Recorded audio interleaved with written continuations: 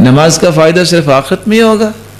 نہیں، اللہ نے اس کا فائدہ دنیا میں بھی رکھا ہے۔ آج ذرا ایکسرسائز کو تھوڑا سا چیک کیجئے، جو سائنس اور پتہ نہیں کون کون لوگ جو ایجاد کر رہے ہیں، وہ سیم وہی ایکسرسائز آہستہ آہستہ آ رہی ہیں جو نماز پڑھنے کا طریقہ۔ اور اللہ کے رسول کے فرمان کتنا پیارا ہے، علیکم بقیام اللیل فإنہ دأب الصالحین قبلکم وہی قربۃ الی ربکم ومکفر للسیئات ومنہاۃ للآثام ومطردۃ للداء عن الجسد۔ رات کی تہجد لازم پکڑو، یہ پہلے نیک لوگوں کا شیوا ہے، اس سے گناہ معاف ہوتے ہیں، بلکہ ایسی انسان کے اندر طاقت آتی ہے کہ گناہوں سے انسان بچ جاتا ہے۔ آگے لفظ کیا ہے؟ وَمَطْرَدَةٌ لِلدَّاءِ عَنِ الْجَسَدِ، اس سے انسان کی جسمانی بیماریوں کو اللہ دور فرما دیتے ہیں۔ اتفاق سے حدیث تو آئی ہے، ریاض کے اندر ایک ڈاکٹر ہیں خالد الجبیر، جو کہ ایک داعیہ بھی ہیں، داعیہ سے مراد وہ دعویٰ بھی کرتے ہیں۔ تو کہنے لگے کہ میرے پاس ایک عورت آئی اور کہنے لگی کہ جب سے مجھے شعور ملا ہے آج تک مجھے سکون سے نہ نیند آئی ہے نہ چین آیا ہے۔ اچھا پھر؟ میں نے کہا ایک کام کر لو، علاج بعد میں کروانا۔ جی کون سا کام؟ کہ 8 دن رات تہجد پڑھو اور سورۃ البقرہ پڑھو۔ حدیث میں آتا ہے اقرأوا سورۃ البقرہ فإن أخذها برکہ وترکها حسرہ۔ سورۃ البقرہ پڑھو، اس میں برکت ہی برکت ہے، اس کو چھوڑنا حسرت ہے۔ اس نے کہا واللہ صعب، سورۃ البقرہ اور تہجد میں بہت مشکل ہے۔ میں نے کہا یہ مشکل نہیں ہے کہ آپ کو پریشانی ہے؟ کہا یہ تو اس سے بڑی مشکل ہے۔ آخر مطمئن ہو کے وہ چلے گی۔ ٹھیک 8 دن کے بعد اس کی کال آئی، السلام علیکم یا دکتور، واللہ ما فرحت قبل ذلك، اللہ کی قسم میں نے تہجد پڑھی ہے، آج تک اتنی راحت مجھے نہیں ملی، میری زندگی گزر گئی جتنی اب راحت ملی ہے۔ ہم بسا اوقات سمجھتے ہیں کہ شاید پیناڈول میں زیادہ طاقت ہے، ہم یہ سمجھتے ہیں کہ ایمپیکلاکس جو ہے اس میں بہت بڑی پاور ہے۔ اس میں بھی اگر پاور ڈالتے ہیں تو کون ڈالتے ہیں؟ اللہ ڈالتے ہیں۔ اس میں بھی شفا کون ڈالتا ہے؟ یہ کھانی چاہیے، حرج کوئی نہیں ہے۔ موقف سنیے، مومن کا موقف کیا ہونا چاہیے؟ بینگ اے مسلم کیا کہنا چاہیے؟ علاج کرواؤ، تداووا ولا تتداووا بحرام، علاج کروانا سنت ہے، لیکن حرام چیز سے علاج نہ کرواؤ، کیونکہ ان اللہ لم یجعل شفاء امتی فیما حرم علیہم، اللہ تعالیٰ نے حرام چیز میں شفا نہیں رکھی، اللہ نے حرام چیز میں شفا نہیں رکھی۔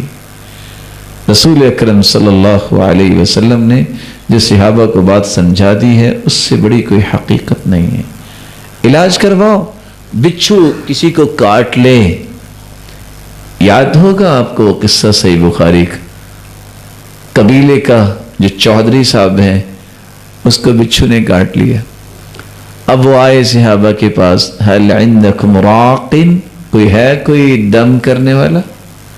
کہا دم تو کریں گے پر اب شرط لگا کے کریں گے، تمہارے پاس گئے تھے تم نے مہمان نوازی نہیں کی، اب ہم بھی اتنی بکریاں لے کے تم سے کریں گے، طے کر لی۔ اور صحابی نے کیا کیا؟ صرف سورۃ الفاتحہ پڑھی، وَكَأَنَّمَا نُشِطَ مِنْ عِقَالٍ، اس طرح درد دور ہو گئی جس طرح کوئی گرہ بندی تھی کھل گئی۔ سوچنے کی بات یہ ہے کہ اگر بچھو کاٹ لے تو سورۃ الفاتحہ پڑھ کے آرام آ سکتا ہے تو سر درد آرام نہیں آ سکتی اس کے فاتحہ کے ساتھ؟ وہاں ہماری ٹاپ پریورٹی پہ پیناڈول کیوں ہے؟ میں منع نہیں کرتا، اب لینی چاہیے، لیکن یقین کچھ دین اور عبادت اور قرآن کے ساتھ بھی بنانا چاہیے۔ رسول اکرم صلی اللہ علیہ وسلم نے فرمایا ہے تہجد سے جسم کی بیماریاں ختم ہو جاتی ہیں۔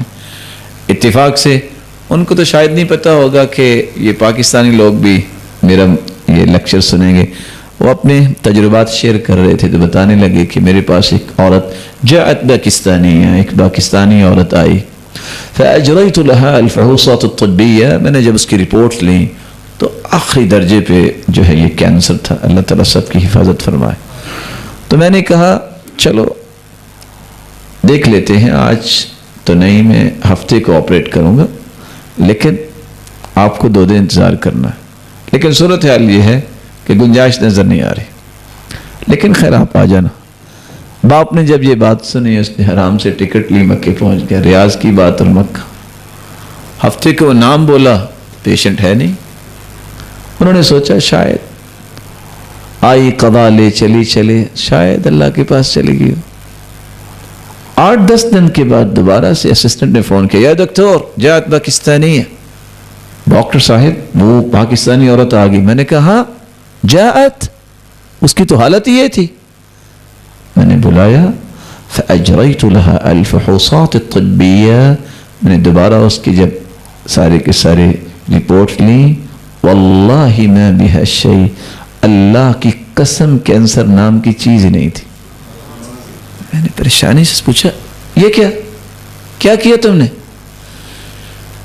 کہا اس کے باپ نے جب آپ نے کہہ دیا کہ صورتحال یہ ہے، ہم نے آرام سے ٹکٹ لی، طواف کرتے تھے، زمزم پیتے تھے، حدیث سنی ہوئی ہے ماء زمزم لما شرب لہ، جس نیت سے زمزم پیا کرو اسی نیت کو اللہ تعالیٰ پورا کر دیتے ہیں۔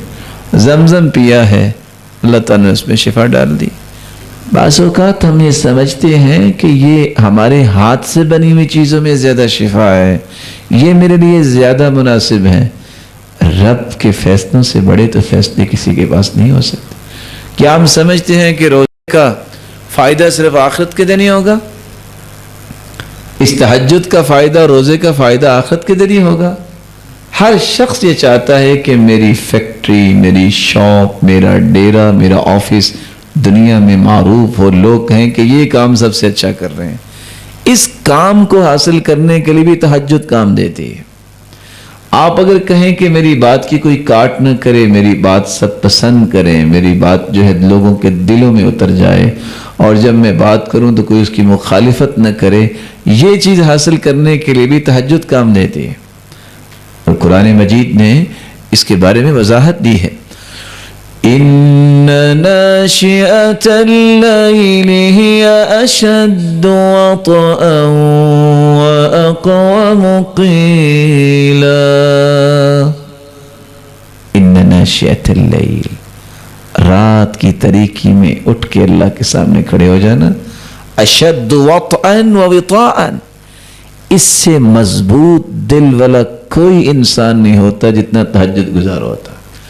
1400 سال کی تاریخ اٹھا لیں، دشمن اور کافر کے سامنے پہاڑ کی شکل میں اگر کوئی کھڑا ہوا تو وہی شخص کھڑا ہوا ہے جو تہجد گزار ہے۔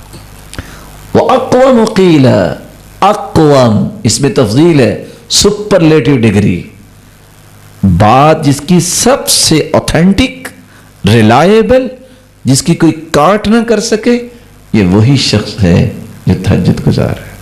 یہ 2 انعام اللہ تعالیٰ نے قرآن مجید میں بیان کیے ہیں۔ دنیا بن رہی ہے اس عبادت سے، آخرت تو بنے گی۔